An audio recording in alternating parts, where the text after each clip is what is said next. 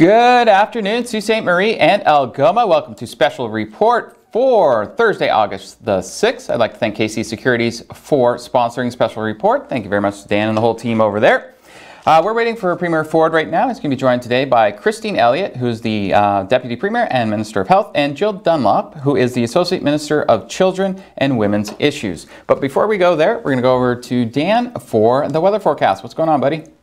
Thank you very much, Chris. Good afternoon, everyone. Happy Thursday. We are almost into the weekend. Just got to get through today, but the good thing is the weather is getting better for the weekend, and it's warming up out there. That fog is burning off. So our expected highs for today in the region: 28 degrees in Thunder Bay, you're pretty warm up there. 23 in Wawa, the cool spot, which is usually the case. 26 in Timmins. 27 here in Sault Ste. Marie, 25 in Elliott Lake. Happy birthday to my grandmother once again. 26 in Sudbury, and your expected lows for today in the region: 16 in Thunder Bay, 14 in Wawa, 15s in Timmins, Sault Ste. Marie, and Sudbury. And then Elliott Lake, you will see a low of 14 tonight overnight. So as mentioned, we're going to warm up. Today is going to be, we're going to continue on, and we're going to see the temperature kind of drop down a little bit tonight, so you'll get a bit of relief. Then on Friday, 27 degrees. The UV index is high up there, 8 or high. So have your sunscreen, your hats if you are going out for a walk. Good day for that. 16 degrees is your low overnight.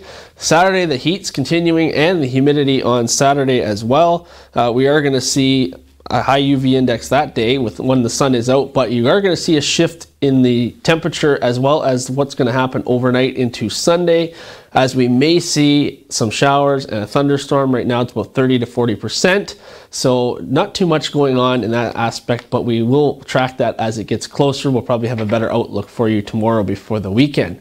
Your lows are going to be only 18 overnight on Saturday and Sunday, so as you can see, the overnight lows are bumping back up. So as mentioned, Sunday, Monday, we will see that chance of showers and rain on Monday as well. 26 degrees, 27's coming back on Tuesday, Wednesday, 26 on Thursday.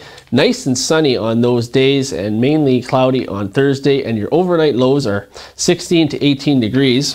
So just to mention a few stats for today before I get into the Weather Watcher. Record high was in 1947, 34.4, and then 1 year later the record low was 2.2 Celsius. And sunrise was at 6:25 Eastern, and sunset will be at 9:02 p.m. tonight. So those are a couple of stats for you today. And this Weather Watcher photo was sent in this morning, just when the fog was coming up there, and it's out in Trout Lake area in Hayden. So beautiful shot. You can see the mist coming off the water, the fog there. It's really nice out there when it's peaceful. So make sure you send in your photos or videos, weather related, to ontvweather@gmail.com. Include your name and location so I know where you're sending it from. We will get it up on the screen for you and give you a shout out. All right, so that's the outlook, and I'm going to send it back over to you, Chris. Thank you very much, Dan, and very much appreciate you letting us know what the weather's going to be over the next few days. It looks like Friday and Saturday are going to be pretty good days to spend some time outside. We have the updated numbers now for COVID-19 here in the province. We had 95 new cases. Now, this means our actual rolling 5-day average now is actually at 95. We had one more death on Thursday, and this now makes 4 straight days of less than 100 cases. We had 86 on Wednesday, we had 91 on Tuesday, 88 on Monday. We also had 116 on Sunday. 15 public health units out of the 34 reported absolutely no new cases, and 29 of the healthcare units had 5 or fewer cases. There was something came out the other day I should mention. There was a random sample of 7,000 blood samples here in Ontario back in June, and that were taken before June 30th, and they looked for the antibodies connected to COVID-19, and from that they can roughly estimate that 160,000 Ontario residents have been infected with COVID-19 by June the 30th, but keep in mind we only have 39,809 lab-confirmed cases of COVID-19. This means that a lot of people caught it. They were either asymptomatic or only had it mildly and didn't even go to the doctor to see if they had a cold of any kind. This has kind of been seen across the developed world, where they've been keeping track of this, and they've been checking the antibodies compared to how many people have actually been testing positive. A lot of people have been catching COVID-19 and they're just asymptomatic and they never even know that they had it. That's part of the reason why we're wearing masks now, because we know that a lot of people catch it but are never even tested because they don't even develop symptoms. That even happened here in town at one of our long-term care facilities. 3 people tested positive, but they were asymptomatic, and the only reason we know that they had COVID-19 was that was back when Doug Ford had every long-term care home in the province tested over about a 14-day period.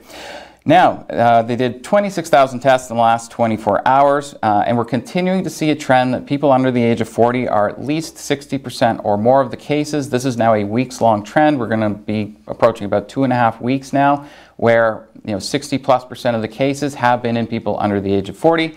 They were expecting this anyways when people go back to work in retail and then they are traveling back and forth to their jobs.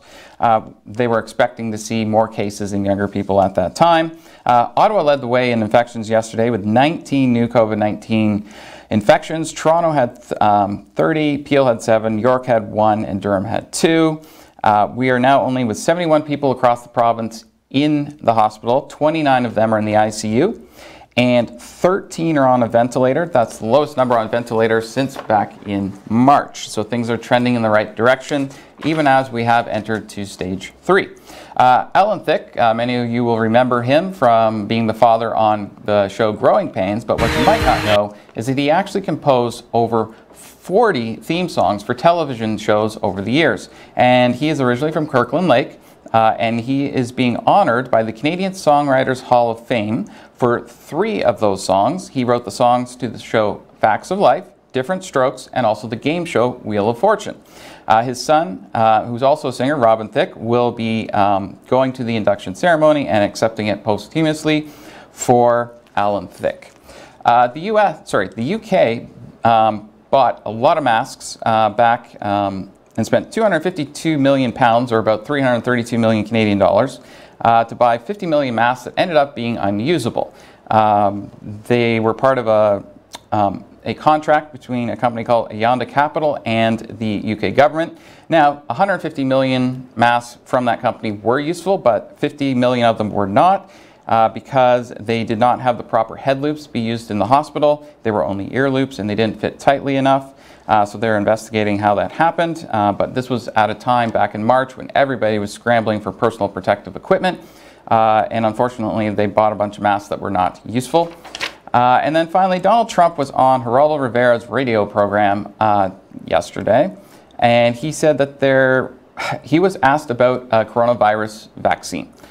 He said it could be sooner than the end of the year, could be much, much sooner, and Rivera asked sooner than November 3rd, and Trump said yes, possibly before, but right around that time. Dr. Fauci has said that the earliest we could see a virus that's safe to use would be the end of the year, not November the 3rd. This, once again, is Donald Trump and people in the other parts of the government who are actually infectious disease experts, once again differing on what's actually transpiring. So anyways, I was unaware that Geraldo Rivera actually had a radio show. But we're going to hit a commercial break now. We'll be back in 2 minutes.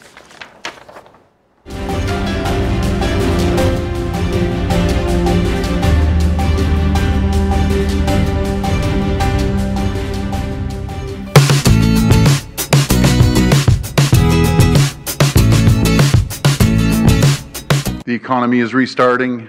More people are going back to work, taking home a paycheck and getting back on their feet.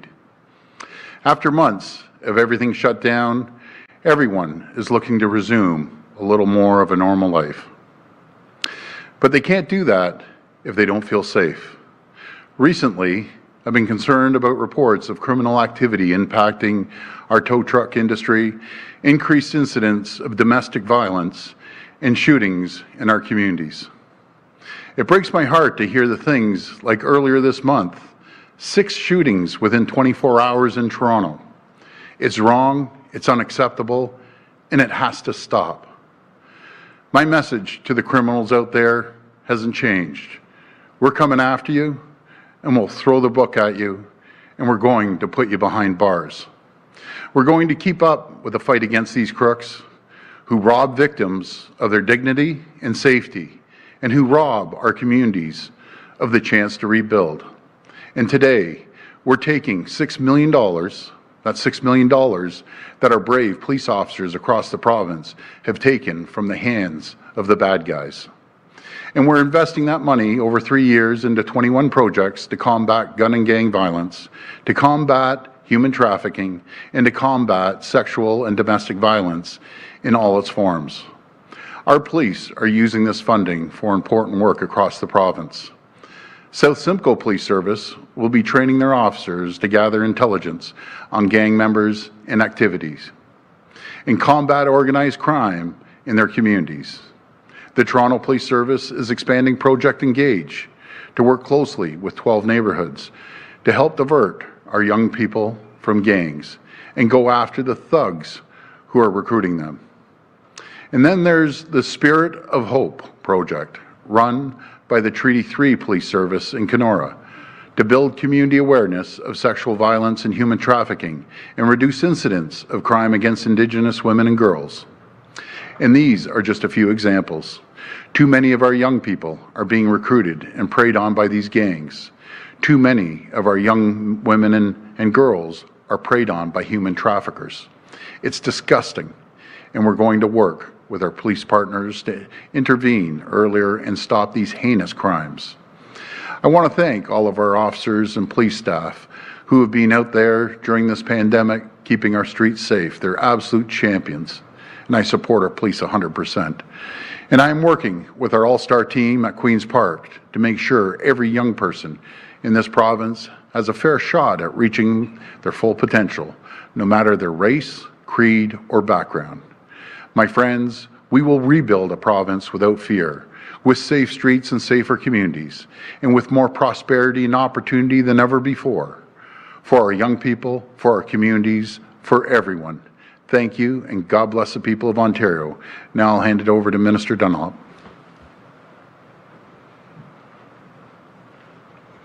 Thank you, Premier. It's a pleasure to be here today as co-lead of our government's anti-human trafficking strategy. Ontarians will agree criminals should not profit from inflicting trauma onto communities and individuals. Simply put, crime should not pay. Through the Proceeds of Crime Frontline Policing Grant, our government is reinvesting $6 million over 3 years into frontline community safety initiatives. This grant funding is from assets seized from criminal prosecutions, and it's going back into the community and back to victims and survivors to help them heal. The steady increase in domestic violence, human trafficking, and sexual violence is alarming and completely unacceptable. These horrific crimes can create long-lasting trauma, so it is vital we provide supports to prevent them and to intervene early to support those impacted. It is clear we need to work together to make this a reality. We all have a part to play in looking out for and combating these crimes, which is why our police services are working in the community to provide them with what they need. This is not a top-down approach, but working with those in the community who know what is needed. These projects will address 3 key priorities: human trafficking, sexual violence and harassment, and gun and gang violence. This means funding for education campaigns aimed at groups susceptible to becoming victims of human trafficking, such as women in low-income groups, Indigenous and immigrant women, and at-risk youth.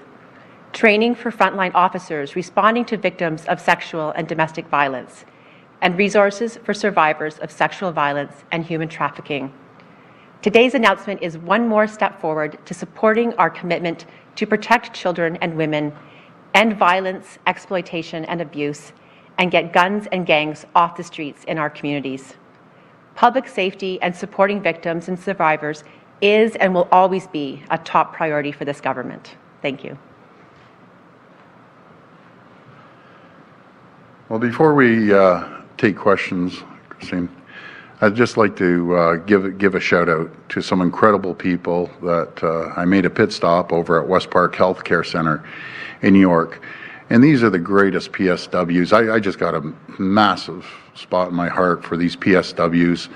They're so down to earth. And this is what I talk about, folks, when, you know, compared to being stuck down here, you get out and you listen to great people, no matter if it's companies or these PSWs. And I just wanted to give them all a big hug when I saw them, and I just want to give them a shout out. But before I run through a list of names, you look at these PSWs, how hard they work, and you listen to their stories. No matter if they were telling me, you know, they have to bring 10 seniors. And these are the most ill, as I say, close to palliative care in these long-term care homes. They have to get 10 ready for breakfast. They come in an hour early and don't get paid.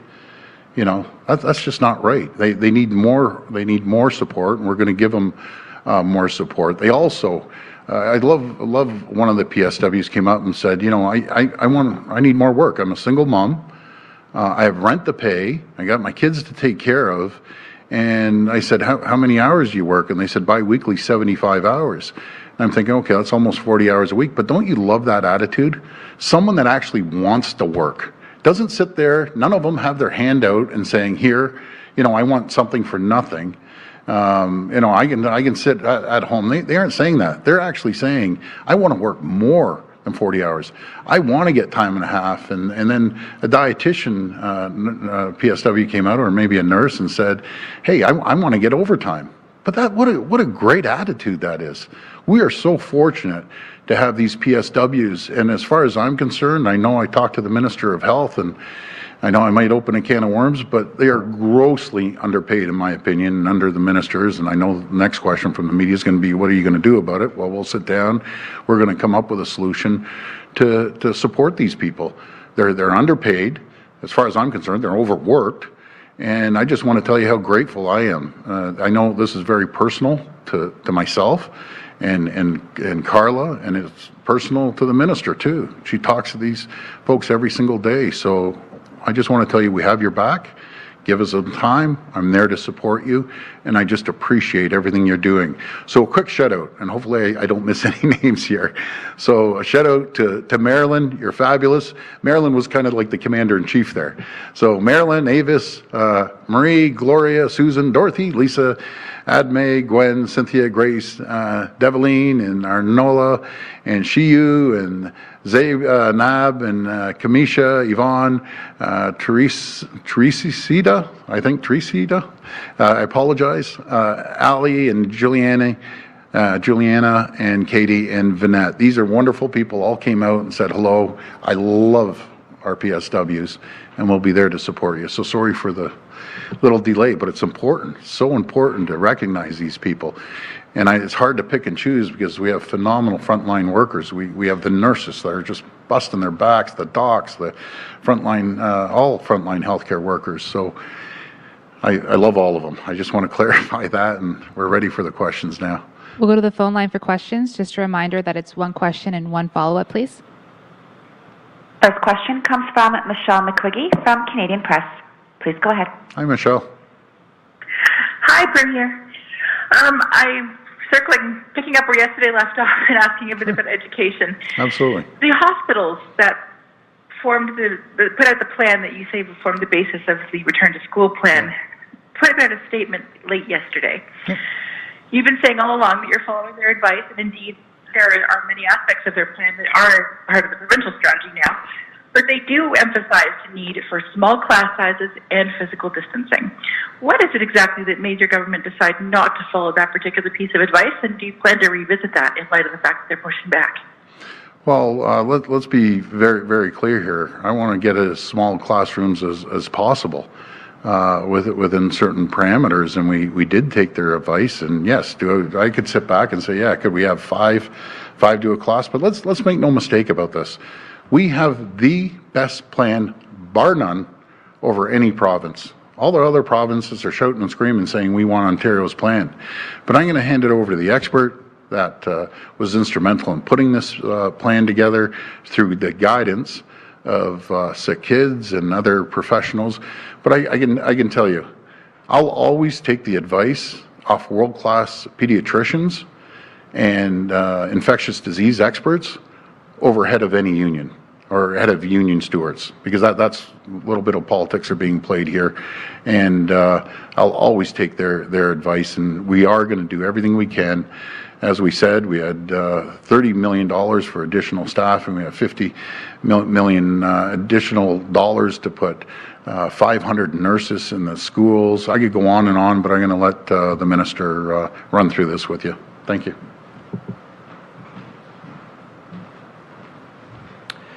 Thank you very much. So, the government unveiled a plan that is investing over $309 million more. We are spending more in this province than any province in this country. In fact, more on a per capita and a per pupil basis than British Columbia, the Democratic government there. We recognize there's more that the government can do, and we have stepped up in a significant way to ensure that Ontario leads the way with a plan that for the first time in Canada has the most comprehensive masking policy, full stop. In fact, we're the only province to have mandated masking from grade 4 up, following those very hospitals' advice on the merits of masking, particularly in the upper years. We're the only province that has embedded public health by having 500 nurses within our schools providing training, testing, and screening to keep our kids safe and ultimately our staff. We're the only province in this country that has a credible, bona fide surveillance testing program for high school students. We are hiring in Ontario, benchmarked to any province, more custodians, more mental health supports, more cleaning and more sanitation products. So I think what I'm underscoring with the Premier, I think, is making very clear is that this plan, informed by those experts, called for, the consensus was, a multitude of actions, layers of prevention, looking at every single way we can de-risk the circumstance. And, what I think is important is that this $300 million responds to those challenges. But I also think it's important that families know when the Premier said we will do whatever it takes, he means it. The fact is, a month ago, we announced a $700 million investment for the restart of schools, part of our grant for student needs. Then a month later, going from an adapted model to a conventional model, we stepped it up with $309 million more dollars, public health nurses, testing, screening, more cleaning. The fact that we're hiring almost 1,300 custodians net new in Ontario, I think underscores that principle. But what we're also saying is that we're going to be solution-oriented. We're going to work very closely with the medical minds in this province, with our unions, with our school boards, with parents, to make sure that this living document is only strengthened over time, that we could do more, and I think we can. And I know that there's areas where the government has already indicated we want to reduce those classroom sizes, as was noted, a $30 million investment to hire more EAs, to hire more teachers to achieve that very objective. And the other part of our plan is to respond to the community transmission risk. As I said, our actions today, for friends watching in the province, our actions today will have a significant consequence on learning tomorrow. The fact that for 4 days in this province, the people have been adhering to public health advice, we have under 100 cases of COVID, is a positive sign. But we must stay vigilant, because if we do so, we could ensure kids could go back to class each and every day in the fall and beyond. So I just want to make clear, we've put the investments in place. We lead the nation in the context of that investment, but we're also open and willing and stand ready to listen to everyone, particularly our medical leaders, to do more to further de-risk the circumstance and just keep these kids safe, which is our obligation. Follow up? Thank you both. Yes, a follow-up for the Premier. Some time ago, you announced that in conjunction with the federal government, a deal was struck that would see Ontario get about $7 billion of additional funding. Mm-hmm. Do you have any plans yet as to how that money is going to be spent, and do you know when it's going to land? Well, hopefully it's going to land sooner than later. We're asking the feds. We have to get this money flowing to get it out to the certain areas. But I'm very grateful for the federal contribution, and we had a hard discussion about it. And I'm glad that they came to the table for, especially municipalities and the transit that we're in desperate need of, supporting them as well, along with PPEs that again we're in need of always need the PPEs and other social issues throughout the province that we have to take care of. So as soon as we get the money, we'll start flowing it immediately. But I should have an answer hopefully over the next week or so to give you an exact date. The federal government, and respectfully so, they announced it, then we went out there. So we'll get an answer when the money is going to start flowing across the country, because when it flows to Ontario, it's going to flow to the other provinces as well. But I just want to say we're grateful. We're putting tens of billions of dollars out there to support the people of Ontario. Next question. Next question comes from Ashley Legasic from News Talk 1010. Please go ahead. Hi, Ashley. Hi, Premier. Thanks for taking my question. Thank you. This might be a bit long-winded, so That's bear right. with me, but I want to provide some context. I get long-winded too. I spoke with the I spoke with the ODSP Action Coalition this week, And they say taking away their $100 a month pandemic benefit is detrimental to some of them, to people who are already living on a limited income.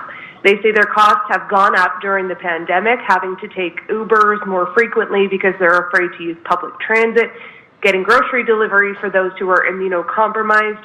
So my question is, why did the province decide to end that benefit in July when it was clearly helping people who are barely making ends meet? Well, our goal through $17 billion that we're spending is try to support everyone possible. And then there's a certain group that are collecting ODSP that have part-time jobs, and if they keep the CERB going and their part-time job, they're actually up a few $100s, not down.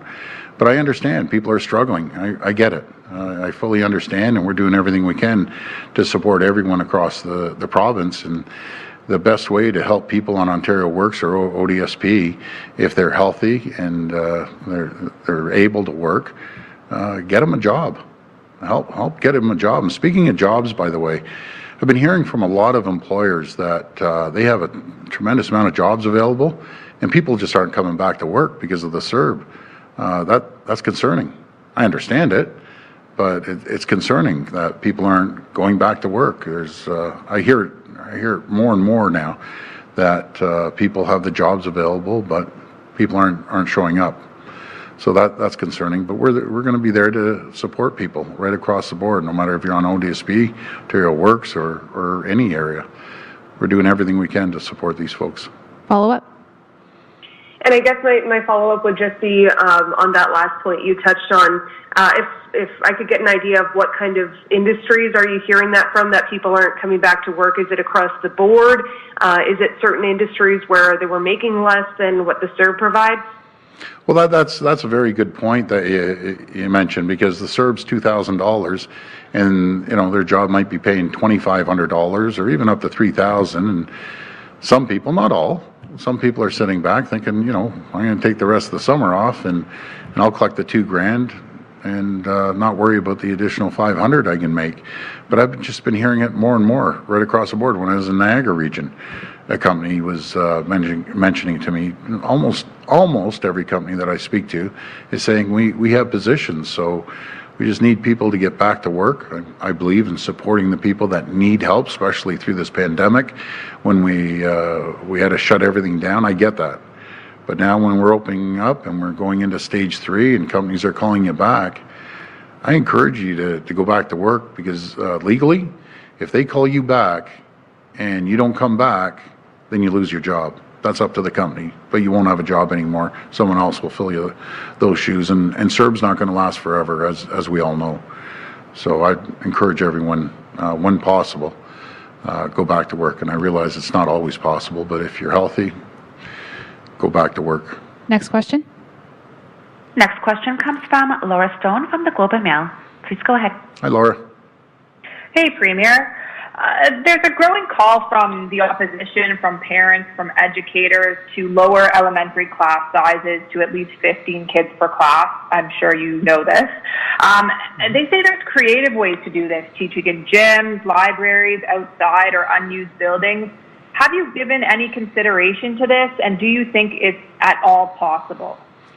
Before I pass it over to the minister, we've had numerous discussions. I've actually said this on news conferences that we encourage, when the weather's permitting, to go outside. And as for the JK and senior kindergartens, there's 2 cohorts of 30 kids in the class, separated 15 in each, and we have ECE and a teacher, so it's really down to 15. But I hear the parents. I hear you loud and clear. But keep in mind, we have the best plan in the country, bar none. We have the lowest number of kids in the classroom in the whole country when it comes to JK and grades 1 to 3 as well. But again, I got to hand it over to the expert. I got to compliment the Minister of Education. My opinion, I've been in this game a long time. There's never been a better Minister of Education than Stephen Lecce. And he knows this file inside and out, and his number 1 priority, as mine is, and our government and our parents and everyone,